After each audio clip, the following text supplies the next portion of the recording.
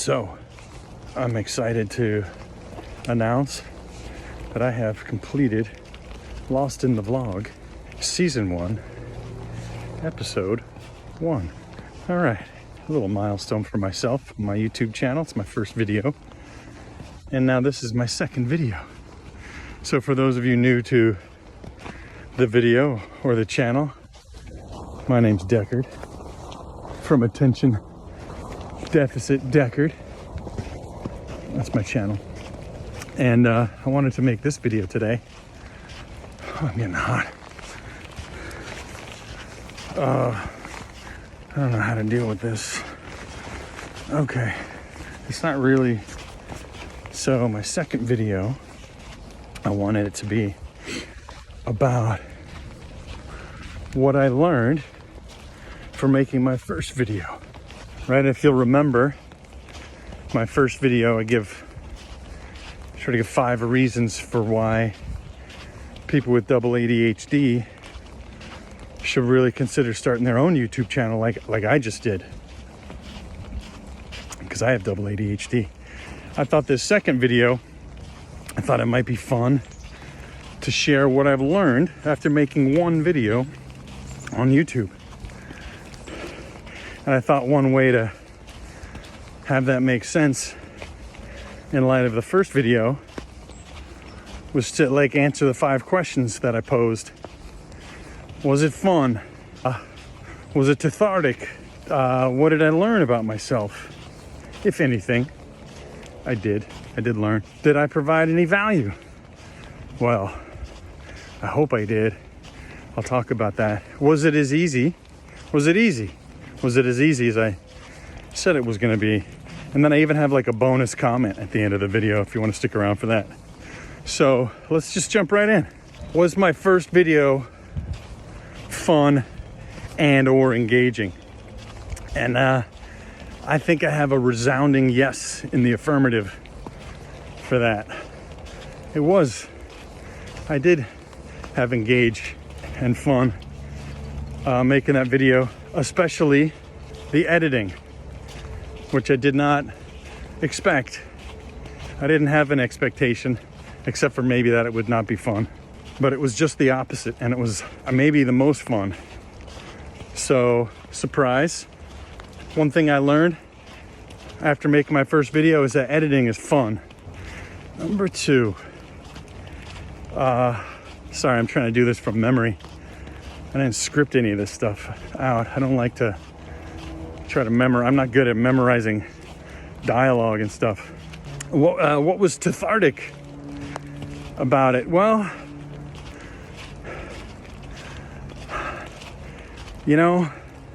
I think for me, what was most cathartic was that I might actually, I don't want to jinx anything or speak too soon or speak for anybody who might be watching, but for me, just personally, I felt a kind of catharsis.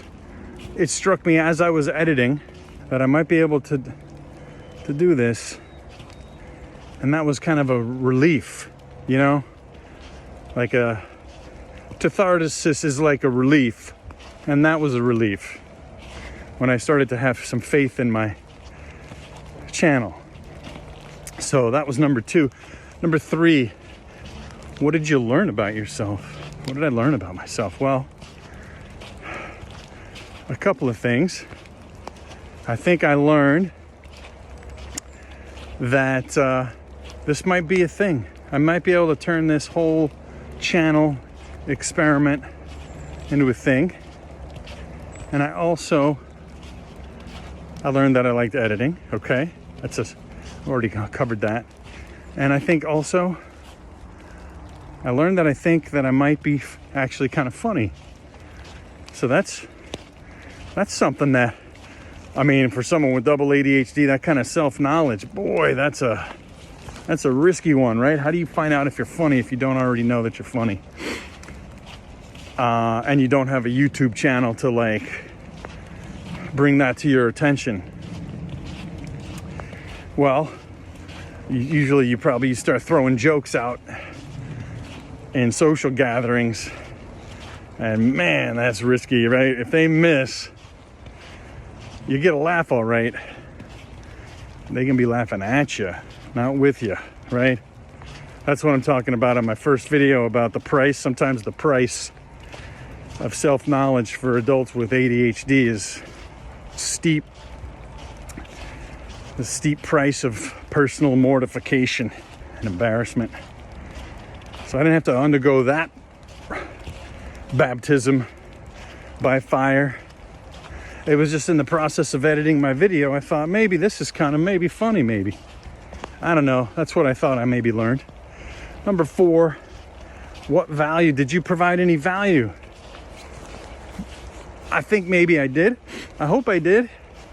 I guess you guys will be the judge ultimately, but this is my video, number 2, about what I learned from making video number 1. You know, and we'll get to the feedback thing at the end. That's my bonus. But I think I had some pretty decent takes. I mean, I think my 5 reasons for people with double ADHD to start their YouTube channel today, I think they're pretty good reasons. And I think also I showed some vulnerability and like a willingness to just kind of step out there and press record. And well, I haven't uploaded the video yet, like I said, but I will. And that's some vulnerability, which I think people like that.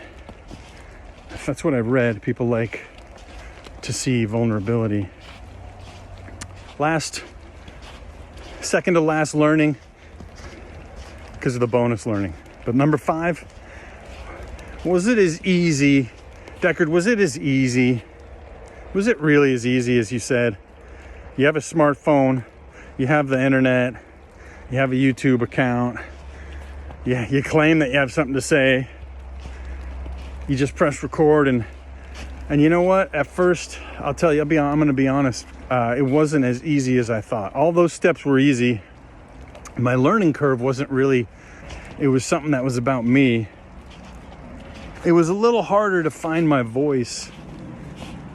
I did probably like 4 or 5 takes of that first video. I like to just shoot from the hip, or like shoot from the top of my head. And I had, unfortunately, different ways to say my original video. And it kept messing with me and how to say it and what my voice was. But after talking with some good advice, especially my sister, because I included her a lot, just to like get some feedback. And I came to the conclusion that I'm just gonna be me and just make the video. So I found my voice. And then when I found my voice, it did get easy. It was easy. And the editing also was easier than I thought. And I don't know anything about editing, but I think I might have a knack for it. Anyway, those were 5 things I learned. And then here's a bonus, maybe the most important thing, feedback. Right? I know this, that I miss feedback. So in my old job, constant feedback. I would get constant feedback. I mean, all the time feedback, like too much feedback sometimes. But for me, for someone with adult ADHD trying to navigate the world, right, where we have issues of idiosyncratic perspective, right, and social awkwardness, not really picking up social cues or even like any cues, work cues maybe. So I find for me as an adult with ADHD, like I have come to rely on, like even unconsciously, feedback from my world to see if I'm relatively accurate in my assessments of my position, my perspective on planet Earth, you know? And that's not something I get, feedback, when I make my videos out, you know, by myself. And my sister's great, but I feel like I need even more than that. Also, my sister doesn't have double ADHD, and she's not a YouTuber. So, and also, you know, conversely enough, like like the opposite of, like, she knows me so well, like sometimes her feedback's going to be not unbiased. That's what I mean. Like, she knows me too well, which is, I get good feedback from that side, but like, what about feedback from people who don't know myself? And so here's what I did. I made a list on my local Craigslist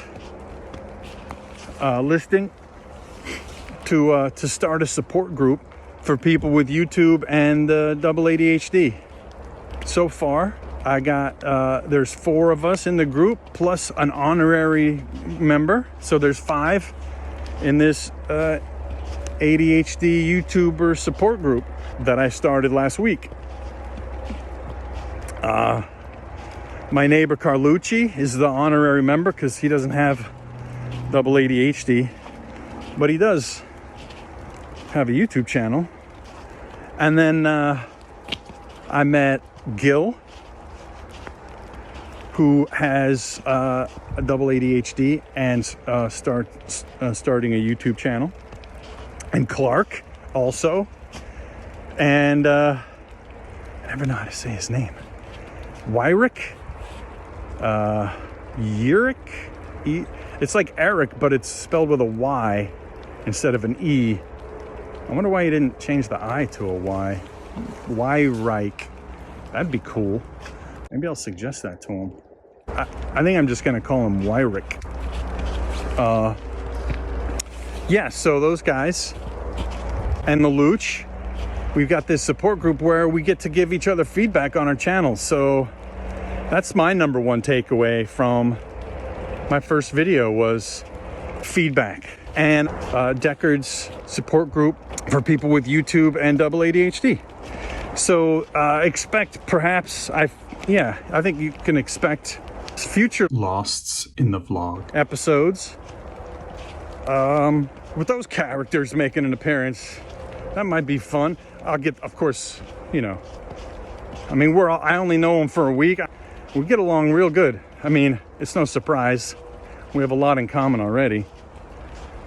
But yeah, that could be kind of fun. And you know, even though this is only my second video, I've been working on my YouTube channel for almost 3 months in the back scenes, behind the scenes. And I think, no offense guys if you're watching, but you know, I feel like since I started the support group, I'm gonna kind of be the leader of the group. I think I'm a natural leader, a natural talker. I'm a natural, excited person, right? Like, I'm always looking to get engaged, but when I do, it's not that hard for me to get engaged, and I get fully engaged. And I think that could really bring some beneficial to the channels, to these other guys' channels that they're working on. So, you know, there may be some episodes of like coaching episodes, or, you know, examples from maybe Gil's channel, you know, what to do and what not to do. Gil, you know, I'm just saying, Gil, you're not doing anything wrong. I'm just saying, I don't know.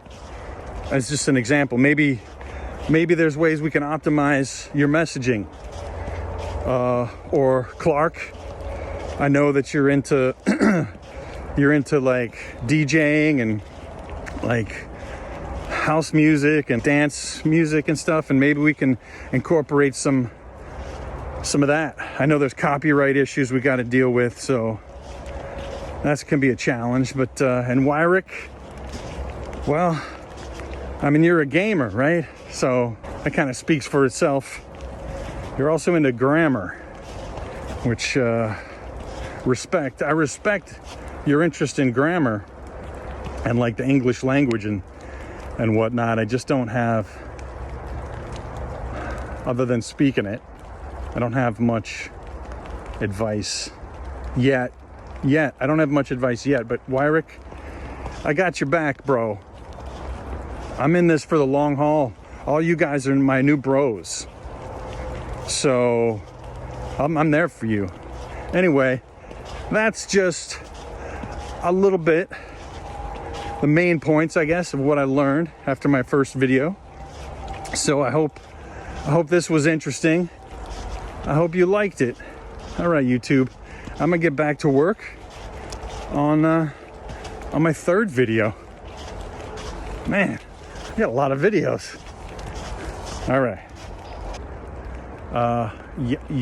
Uric.